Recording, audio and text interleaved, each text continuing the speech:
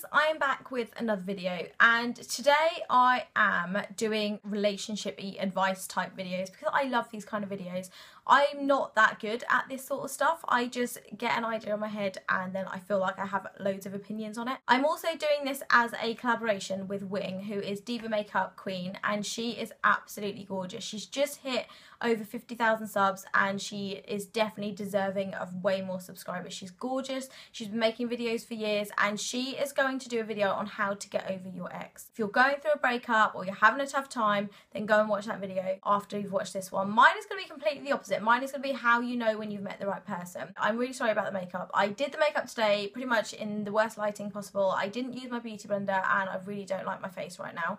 But I didn't have time to do my makeup again, so if it looks a bit patchy and it looks a bit funny, like, I really don't like it, and you don't need to tell me that it looks shit. So I'm not claiming to be a relationship expert, but obviously I've been in relationships and I think I've got a pretty good idea of the keepers and the ones that are just a complete waste of space. So here is my list of how to tell when the guy's a keeper. So the first thing is he completely lets you be yourself. I think that kind of speaks for itself.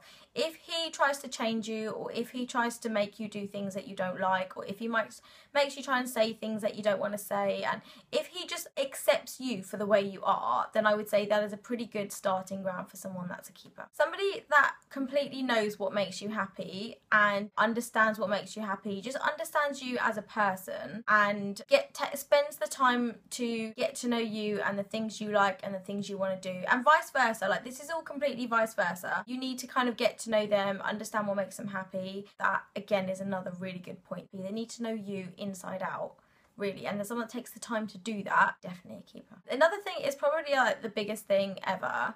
If you don't trust somebody in your relationship, it's just not going to work. No matter what you do, if that person doesn't trust you or you don't trust them, it shows up these little cracks in the relationship that probably aren't even there. But if somebody doesn't trust you, they will find these little cracks in your relationship. Even if you are like the most loyal person, even if you are always saying the truth, if they have insecurities and they don't trust you because of past experiences or something, or people that they know, then to be honest, the relationship isn't really going to go anywhere, and the feeling has to be mutual. You have to trust them implicitly.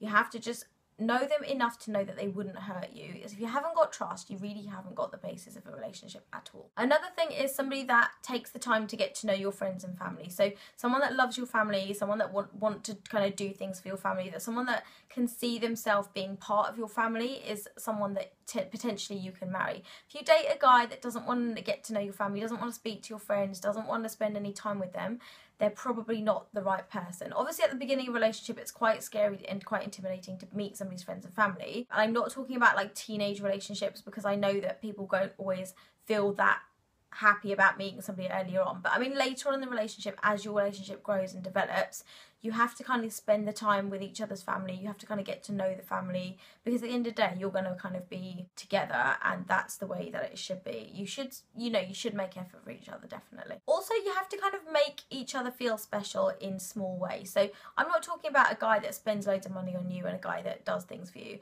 I'm just talking about really, really small things that he just knows about you that kind of make you smile day to day, and the really small things that he can do, like to send you a text in the morning. I'm not talking about a guy that just buys you things, because you can be with a guy that buys you things and spends the money on you, and actually he's really got no interest in you. He just thinks that that's the way that a relationship works, is if he buys you stuff. You really want the guy that does the little things in order to make you happy, not really the big things. The little things are the things that count, like the everyday things are the thing that count. A guy that kind of makes you feel safe and stable in your relationship. So a guy that you can trust completely, a guy that you can have a little argument with and it's not the end of the world, and a guy that you in your head he's always going to be there no matter what happens with you.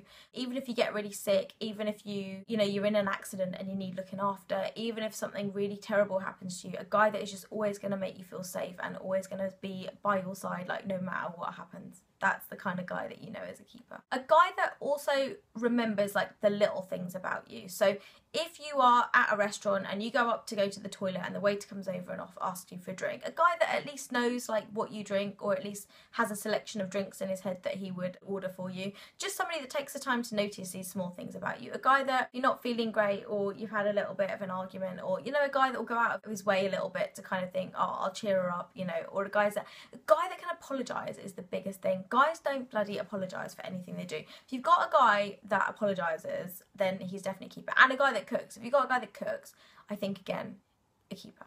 A keeper. Someone that doesn't want to let you starve. A guy that also, the sound of marrying you or spending the rest of his life with you doesn't make him want to like run away and hide. Guys obviously, and not all guys, some guys, you know, are really into commitment and some are really into relationships and showing their affection, but if you mention marriage to a guy and he just gets really scared or he just ignores you, then he's probably not the one that you're going to spend the rest of your life with if he's avoiding you. A guy that kind of wants you to get to know his friends and wants you to get on with his friends, and a guy that is quite happy with you hanging out with him while he's with his friends, is also, to me, a guy that would be a keeper, because it shows that he's not embarrassed to be like with you. He wants you to be involved with his friends as well. He wants you to get to know them and love them like he does. And a guy that wants you to be part of that, I think, is someone that's definitely worth sticking around for. A guy that actually watches crap movies because you want to watch them. I think someone that does a little bit of compromising is always quite a good deal. If you want to watch a chick flick because you're feeling rubbish one day, someone that is happy to sit through a chick flick with you just because you want to watch it. And yes, you have to compromise and you have to watch hooligan films like he watches, and you have to watch, you know, and gangster films and stuff that you wouldn't normally watch because he's into it, but you should kind of watch stuff because it makes him happy, and you should definitely do a bit of give and taking. A guy that kisses your forehead and doesn't always want to like run for your lips and isn't there trying to like grope you up in front of people. A guy that just shows his affection in different ways by like holding your hand or kissing your forehead or just kind of letting you rest your head on his chest, that kind of thing. It's not always about the physical stuff. There should be little ways, you know, the odd smile from across the room. A guy that if you're in a crowd of people and you're on the other side of the room, just kind of glances over every now and then just to check that you're okay and gives you a little bit of a smile, rather than someone that just kind of lets you roam free even though you don't know anyone. He just hangs out with his friends and ignores you. Definitely a guy that just kind of makes sure that you're okay when you're out with him and you just feel safe. A guy that you want to marry, like, you'll know in your head whether you are dating someone that is like marriage material. If you know that he was like the player at school, or you know that every girl's after him and he can't keep himself to himself, you kind of already have a bit of an instinct in your head that he's probably not going to be the person that you want to take home. Or every time he goes out, you're going to be worried about what he's doing, where he's going, who he's talking to.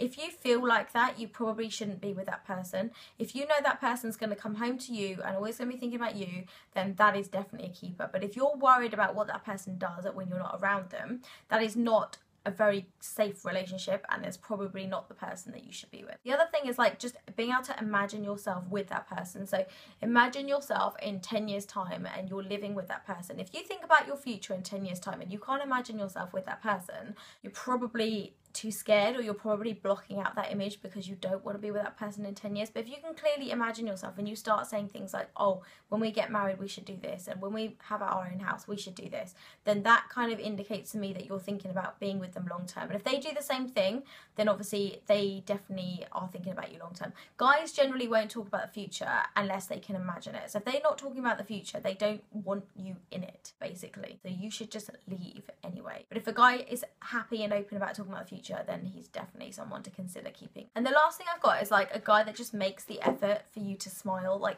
just wants you to be happy and just does little things to please you. You kind of get an instinct. I think you kind of get an instinct when you're dating somebody, and you know whether they are the person that you want to see yourself with in the future. And you know, do you know what I mean? Like, does this even make sense? I know I'm kind of rambling a little bit, but I've got lots of points that I wanted to get through. But I just feel like you kind of know whether it's going to work or not. And although sometimes you might not want to admit that it's not going to work, sometimes you have to kind of just bite the bullet. And if it's one of those big things that the person, you know, like if they don't make you happy, or if they don't really get to spend the time to get to know you, they're probably not really worth holding on to. But if they are and they make the effort and you want to make that effort with that person, then you should just definitely go for it. Life is too short to let these relationships just walk out the door, so you really should make the effort if you really think it's the person. And just because they don't do one or two things on this list, it doesn't really mean that they are awful. It just means that eventually in time I think they probably would do those things anyway. But if they're quite young, they're probably not thinking about long-term stuff right now. So yeah, if you want me to do any videos like this in future, if you have any questions or advice stuff that you want me to talk about, then just link them below.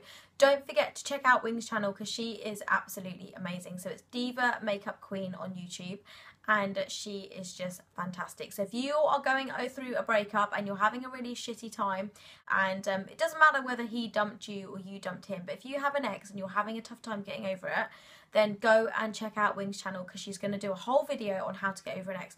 I've done a video in the past about how to get over being dumped, which I will put in the description bar below, and I will also link in Wing's channel so you can have a look. So don't forget to subscribe to her. If you go over and check out her channel, you don't already know her, then please, if you subscribe, let her know that I sent you, and I will see you guys in the next video.